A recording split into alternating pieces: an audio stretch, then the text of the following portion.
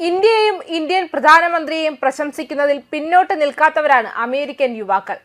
American president Donald ട്രംപിന്റെ ഭരണത്തിന് കീഴിൽ പൊറുതിമുട്ടിയിരിക്കുകയാണ് അവിടുത്തെ ജനങ്ങൾ.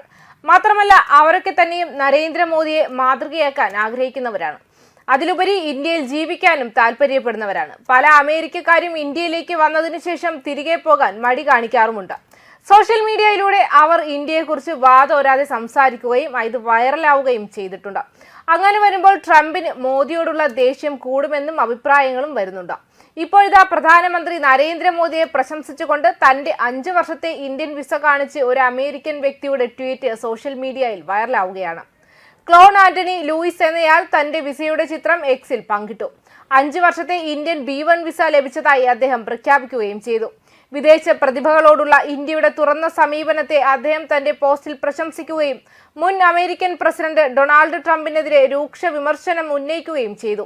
ഇത് ഔദ്യോഗികമാണ്. വിദേശ ബ്ലോക്ക് ചെയിൻ AI നിർമ്മാതാക്കൾക്കായി ഇന്ത്യ അതിന്റെ വാതിലുകൾ തുറക്കുകയാണ്.